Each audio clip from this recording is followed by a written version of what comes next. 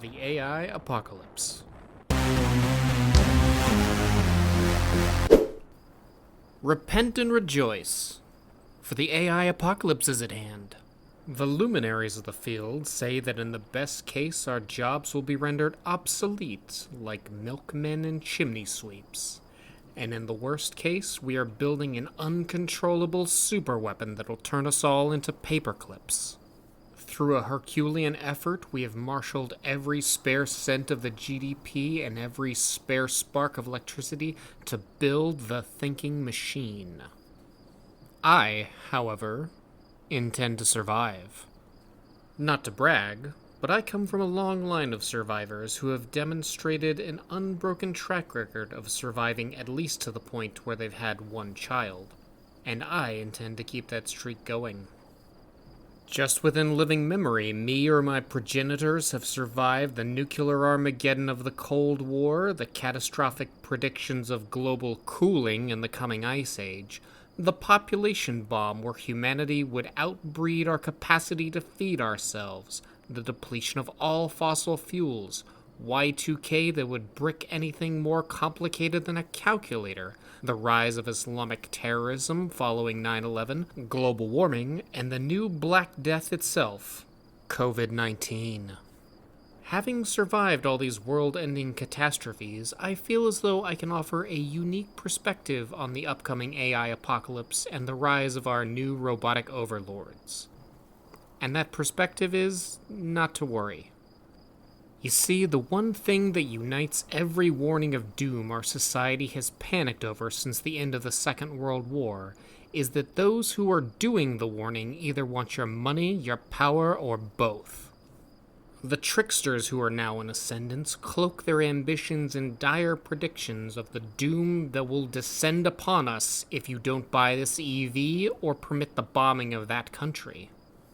Every prophet of the end times is actually a marketing man trying to sell you something that you don't really need, and this time is no different. They shout from the street corner that AI is so revolutionary that it will replace us all, and whoever owns it will own the world. So step right up and pick your bets. Pick right, and you may be the new royalty of the new world. Meanwhile, in the distant land of reality, this new technology is so revolutionary that nobody is actually willing to pay market value to use it.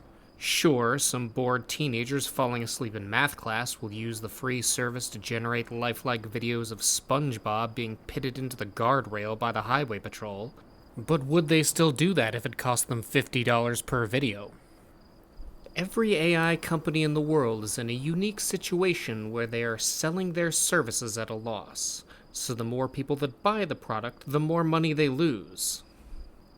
AI companies, data centers, and chip manufacturers obfuscate this fundamental lack of demand by paying customers in an Ouroboros of buying each other's stock so they can buy each other's product. A practice that 50 years ago we would have prosecuted as wash trading, but today we just call it financial innovation. And yes, it's true that there have been some people who've been laid off and replaced with AI, but anyone who's worked in an office job in a monolithic organization can name at least 5 oxygen thieves who they work with who could be fired tomorrow with no impact to daily productivity. Some of the people who are being fired and replaced with AI were doing nothing of value in the first place. Others were absolutely vital, and the companies who are firing them in a short-sighted bid to replace them are self-inflicting wounds that will ultimately cause the business to bleed out. Even this is ultimately nothing to be concerned about. Any company led by management so easy to trick would be dissolved eventually anyway. If not by putting too much blind trust in AI and destroying their own workforce, then by some other similar unforced error. The Aztec Empire carved children's hearts out of their chests to keep the sun going around the earth. They did this until one day the conquistadors came knocking with gunpowder and smallpox and destroyed their entire empire. The French monarchy feared being conquered by the British, right up until the point the Jacobins breached the palace wall with torches and guillotines.